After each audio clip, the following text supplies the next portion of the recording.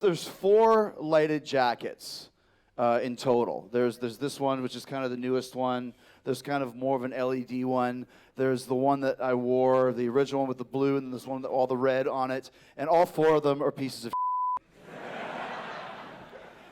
They break down at all times, no matter what, no matter when, no matter how. So now I actually have to carry this with me through security at the airport. Which is, okay, so it's kind of interesting. So like, every time, like usually, they'll check the bag, right? And they should, because when they don't check the bag, that's when there's a problem. Because look, it's studs, metal, batteries, wires, a remote control.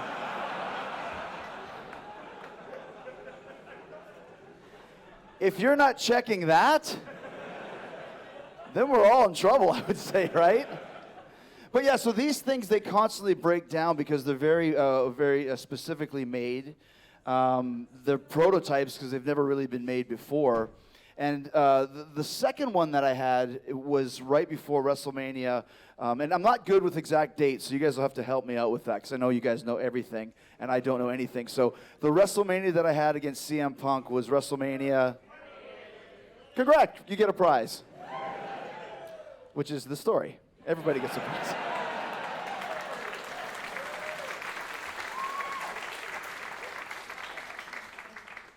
So, right before WrestleMania 20, I got this new jacket made because the first one was like very filled with lights and studs and all that sort of stuff. And then I said, well, can you make even more lights? And the guy was like, of course I can. So this next one looked like a nebula, which is a great word for a Canadian.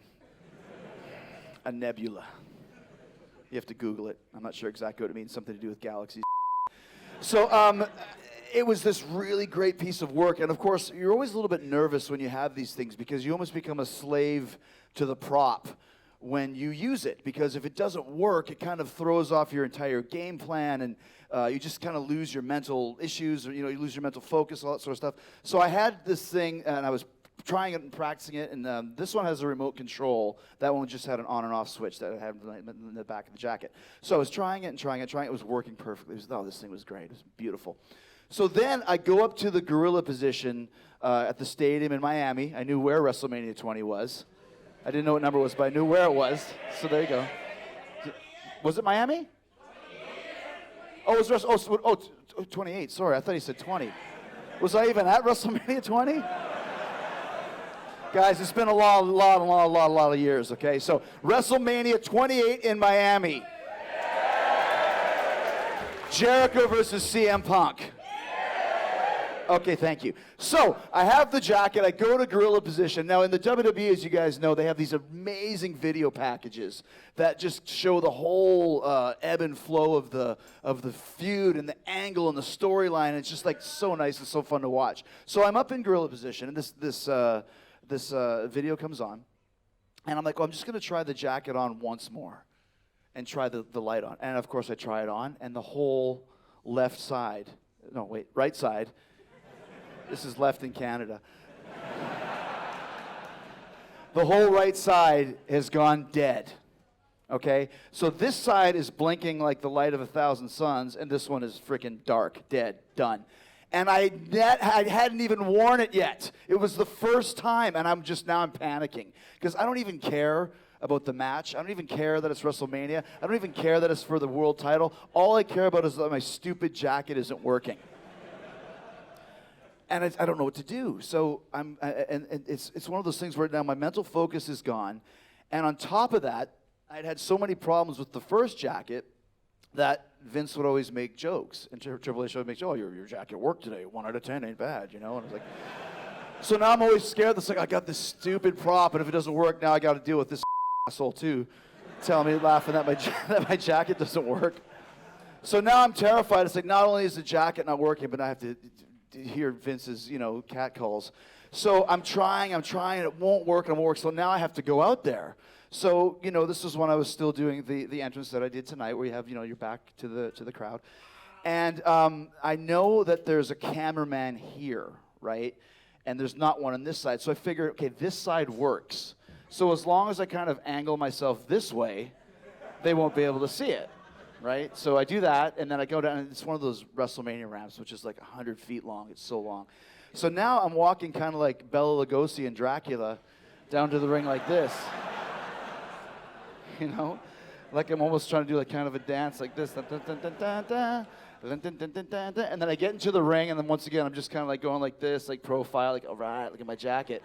So no one really noticed that the side of the jacket is dead. Now, when you go home tonight and go straight to your computers and watch the match, which I'm sure you will see that the entire right half of the jacket is not working. But I was able to mask it because I'm a genius.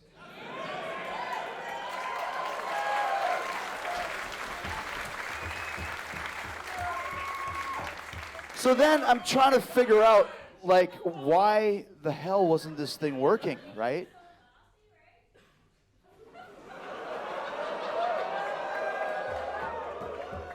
You know what happens?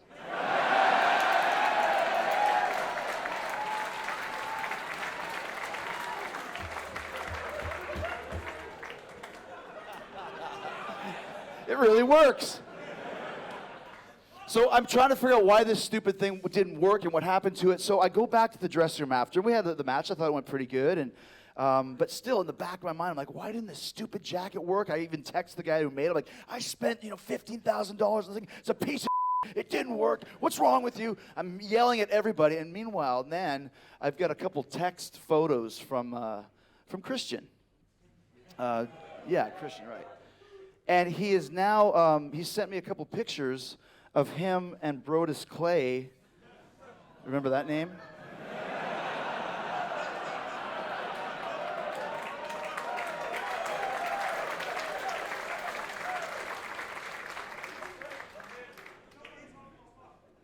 The biggest thing I remember about him is that he was wearing my jacket before WrestleMania 28 in Miami. Thank you. And I'm like, oh my, like now I know why it's broken, because it was like fat guy in little coat. Well, they got Christian's wearing it now. It looks like a broom wearing the jacket because it's like way too big for him, and he's about this big. And then Brodus Clay is like 500 pounds, and he could barely squeeze in the thing. So somehow those bastards screwed up my jacket, and that's what. So I found out, and I called the cops on both of them. So there you go.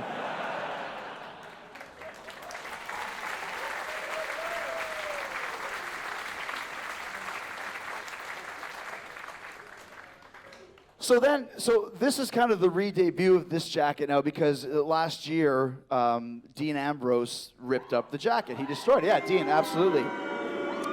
Yeah, he moved the jacket. But so I got the idea. He didn't rip the real jacket, guys. Okay? I'm telling the story about it. So the jacket started becoming like super popular, where like it was like before this ridiculous stupid list thing happened. My biggest claim to fame was that I had a lighted jacket. And it's like, I could just stick the lighted jacket on a pole in the ring and turn it on and walk away, and people would be happy. So, I'm going to come to Belfast in 10 years and do the community center, and you're just going to see the lighted jacket and the thing. I'll let you take a Polaroid with it for 10 euros. So I would see, did I get it wrong? 10 pounds? Oh, sorry. I'm trying. Bear with me. I'm from Canada. That's my go-to at all times. So let me get it straight. So Belfast is pounds, and Dublin is euros. Okay, I'm not trying to start a turf war here. I just want to get it right so I don't f*** it up tomorrow when I'm in Dublin. So there you go. So I would see people in the crowd wearing these jackets. They're kind of like mock versions of my jacket. And I was like, well, those look really good. And so I found out one time, I was like, after a match, there was a kid wearing it. And I was like, walking to the back. I said, kid, come here. What's up with the jacket? Where'd you get it? He's like, yeah, I got it from my dad. Where's your dad?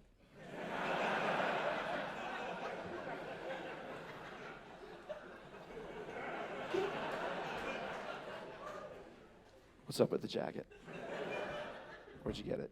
And so it turns out there's this company in India called Celebrity Jackets or something, and they make a knockoff, a Chris Jericho light-up jacket, and it costs $500. Now these things, they really do cost like $15,000 or $10,000. They cost a lot of freaking. I don't know what that is in pounds or in euros, or I could probably sell it for 30 grand. So I didn't know if I really got ripped off. Somebody here would pay that. If you had 30 grand, you'd buy it.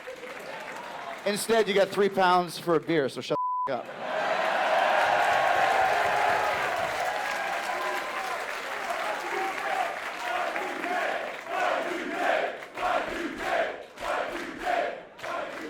Don't forget, guys, I'm a heel, right? So, there you go. It's all in good fun, right? We're all here as friends. So this guy had the jacket that was $500 from India, and I was like, well, this would be really cool. I should buy one of those and just keep it. And someday we can come up with an idea of how to finally, get rid of this jacket. So I bought one, I put it in my closet. And my original idea was to use it. I was supposed to have a feud with Roman Reigns. And I knew that was coming. But it got changed. Vince changes his mind from time to time, which is really weird. So my original plan was to have Roman Reigns destroy my jacket, and then I was going to throw a fireball in his face and do the old blinding gimmick. But that got changed. So it was with Dean Ambrose. So I thought, well, he's kind of the lunatic fringe guy, but he never does anything too lunatic. You can't call yourself that and never do anything lunatic, right? So I thought it would be really cool if maybe I used my $500 jacket from India and have him destroy it. So I went to pitch these ideas to Vince, and I had a big, long kind of idea chain. And it started off with, we were doing a highlight reel in Tampa, and Ambrose and I were backstage just screwing around, and he's like, your set's really gone down the tubes. And I was like, because, well, you used to have these great statues and big carpet with your name on it, big Tron hanging from the sky. Now all you have is 2 chairs and a TV and a monitor. I was like, yeah, you're right. You should bring me a potted plant or something.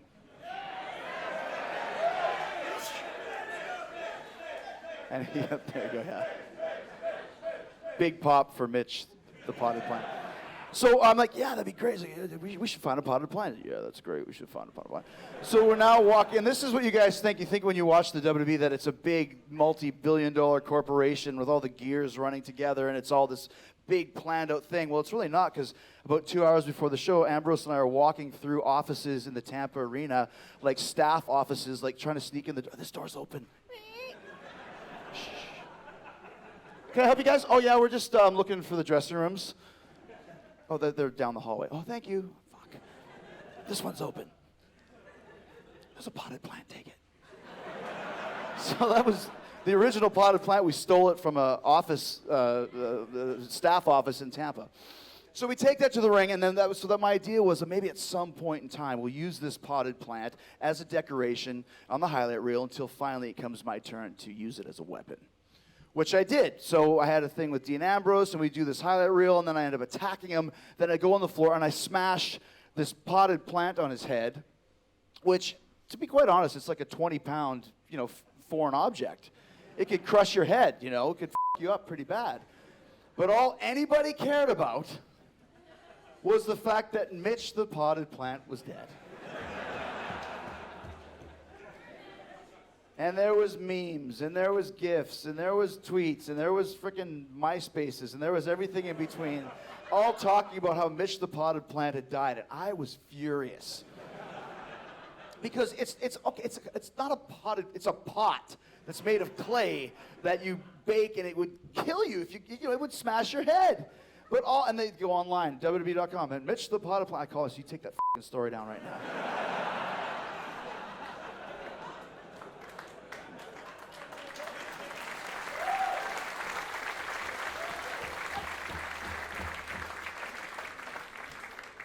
So they did, and then I blocked them on Twitter. I remember someone was like, you can't block the WWE on Twitter. I said, I just did. Who else would do that? So we had, so Mitch the Potted Plant goes down, and Dean misses the next week on SmackDown, or Raw, whatever the hell we were doing. I think it was SmackDown. It was when we were both on the same show. So then, Mitch, I got to turn this tide back. So then I came up with the idea, well, then maybe he can rip up the jacket. So I went to pitch that to Vince, which he agreed to. Then I pitched the idea that then the next week I would put Ambrose in a straitjacket, which he agreed to. And then we were doing an Extreme Rules pay-per-view, which they just had the 1-year anniversary, I think, last week. So he's like, oh, you're going to have a cage match. And I was like, a cage match isn't good enough. And he's like, of course a cage match wouldn't be good enough for you. Nothing's ever good enough for you. You're right. So we came up with this idea of doing the Ambrose Asylum, which would be like this cage match that would have all these weapons hanging from it, and you'd have like whatever it was, like a baseball bat wrapped in barbed wire, and you'd have a mop and a sledgehammer and I don't know, a freaking chainsaw or a shotgun, whatever the hell we put up there. So the idea was to have all of these accoutrements, shall we say?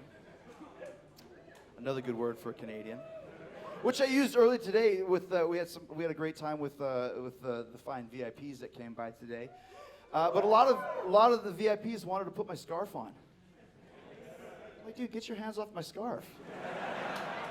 Be like, hey, can I touch your boobs, please? Can I just put my hand right on your breast? Is that okay? Is that fine? I saw 5 guys shaking their heads. Yes, I will take you up on that. So we come up with this idea for the Ambrose Asylum, and then Dean is like, I really want to pitch to Vince that we use thumbtacks. And I was like, dude, there's no way he's gonna go for thumbtacks. He's like, no, yeah, I really want to use thumbtacks. I'm thinking, listen, dude, you want to pitch thumbtacks? Good on you. Pitch thumbtacks. I'm not taking the bump. I'm not doing anything involving the tacks. That's called foreshadowing. I'm not doing any of this with the tacks. You do what you want to do. So we just to get back to the jacket, we do the jacket where he destroys the jacket, and it was funny because this $500 jacket, when you put it up with the original, it looks like a piece of on its own, it looks great. But next to the original, oh my gosh, we had to put some more spikes on it, and we tried to clean it up a bit and put some je ne sais quoi. So that's French. Yeah, boy. So,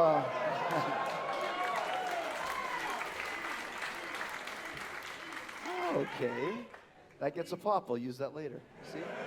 Always be thinking what the audience wants to see. So you want to see pirouettes from Jericho, don't you? You want to see the pirouette of Jericho. Spin around, man.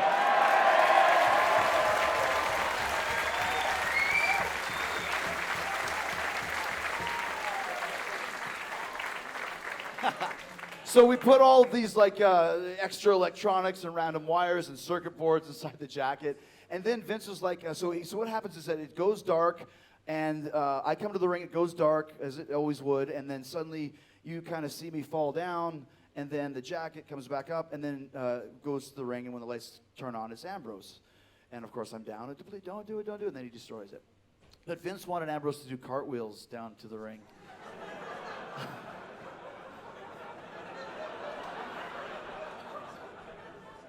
He really did. Have him do some cartwheels down the ramp to the ring, and maybe like back flip or a front flip or something. Vince, I don't think I know what a cartwheel. And plus, this thing was really cheap, so we were scared if he moves too fast, it's going to break. So, anyways, he goes to the ring, he destroys the jacket. There's another step to getting to this evil, horrible Ambrose Asylum match. So, Dean goes and pitches the idea for the thumbtacks, and a couple days later, I get this text. Vince agreed to the tacks. Because apparently Dean Ambrose's texts actually talk like him.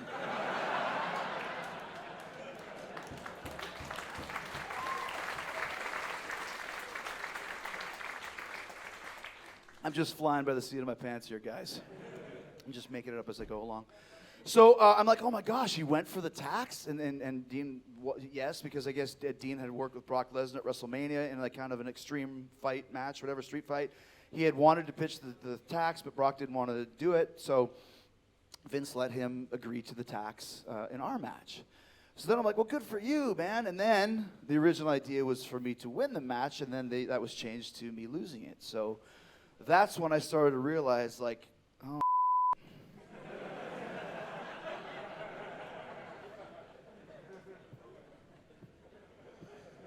I'm going to have to take a bump in the tax.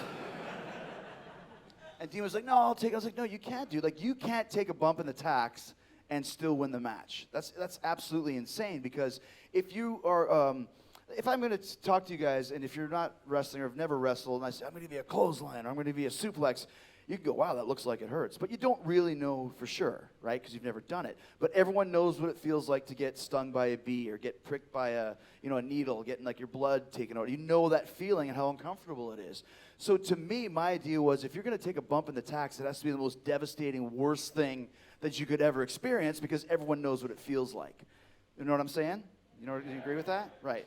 This isn't school. Do you agree? Yes. So I was like, there you go. You know what I'm saying, right? Much better. So I'm like, well, now I have to take the bump and the tax. He's like, no, dude, I have to take it. So now it's one of those things that's manifesting itself in my head. Like, I've been wrestling for 20 odd years at the time, 25 years, whatever it was, 26 years. And thank you.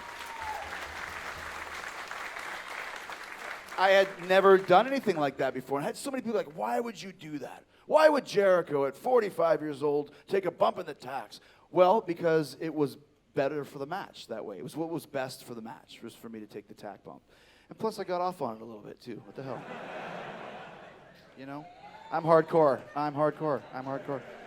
So we do the match, and the match was really long, and it was like, didn't go the way that I was expecting, and it was just kind of like, wow, we really need to take this thing home because it's really going long. But when he finally found this bucket, and then he pulled out this bag, this velvet bag, and turned it upside down, and all these tacks came out, people started going nuts. It was like, oh my gosh, there's tacks. Like, I hadn't seen tacks in years at that point. So then we work around a little bit around it. This is way better than ECW. Shut up. Way better. Way bigger, too. ECW never took tack bumps in front of 20,000 people, like I did. So anyways, yeah. So we do the match, have a couple teases, and finally I jump up for a code breaker, and he catches me, turns around, and then the idea is, here I go, I'm going into the tacks. But time stops, right? And you're just like, oh, this is going to be brutal. It's going to be brutal. Ah! And I take the bump in the tacks, and it's like when you jump in a really cold lake or a really cold swimming pool, where you just feel shock in your entire system. Like, you know, that's that feeling where you're like Leonardo DiCaprio. Leonardo? Is it Leonardo? Was he at WrestleMania 28? I don't know. Where he goes like, in Titanic, you know, and he's like, what, the Titanic came from Ireland, I believe, didn't it? From Belfast, right here. So, yeah, it's the one that sunk. Good job. You passed history, I hope. So when he says, it feels like 1,000 steely knives penetrating your body when you go in the cold water, that's what it felt like. Except for they weren't thousands of steely knives, they were little thumbtacks, but they still really hurt. And the thing is, once you fall into it, there's nowhere to go. Like, it's like you can't move this way because there's more tacks, and you're putting pressure. You can't move this way because there's more tacks. You just kind of like raising like my ass off the thing, and like just like this. So it's like, and then I have to get picked up and then DDT'd, right? So now I'm thinking like, oh, they're gonna stab my eyes. Like, is that even possible? So then I go like this and I get DDT'd, and now I got 3 of them in my hand. And those ones really hurt. It's like the lion who gets the thorn in his paw or whatever. And except for much more of a baby than that. So I was just screaming like, oh my God, those hurt. I can still feel how much they hurt. But because I'm still a professional and this is show business, the camera was in my face and I was just like, neon sign, like, look at my hand. Look at my hand, right? So then finally he gets the victory, and then I just trying to get up, and now I'm like, okay, I go backstage and I say, I want to this documentary, every one of these tacks, we're counting them. So we go and they take them out and they put them in a bucket. And like some of them don't hurt and some of them really hurt. They're tacks, they're stuck in your body. And they're real, I'm like, why don't we just cut the stems off it and just have the little round things and just put like glue on it, and then you fall on it and go,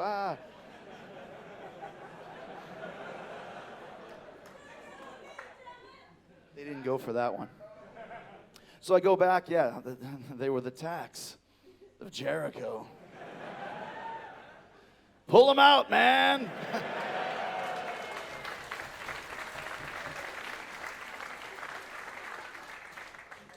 You guys are so easy. I like you guys. You guys are a lot of fun. You guys are fun. So they pull the tacks out, and there's literally 68 tacks. Okay? Wait for it. I know my own story. 68 tacks, and they put them in this kind of like this surgical bucket, and they film it all, and I don't know where it ever aired, but maybe they're going to do a network special on me getting thumbtacks pulled out of my back. I'm not sure. But so then I'm like, oh, okay, and then I go to the back, and like, you feel kind of like weird and like I feel like the pin cushion or whatever. So then I go and I sit down to take off my boots, and I was wearing jeans because it was a street fight, and that's what you wear for street fights, damn it. So I sit down on this bench, and then I'm like, holy what is that? Ow, ow, ow, ow, ow, ow, ow, ow, ow. So then I take my pants down, and I reach, and there's one more tack stuck right in my ass, which made it 69 tacks.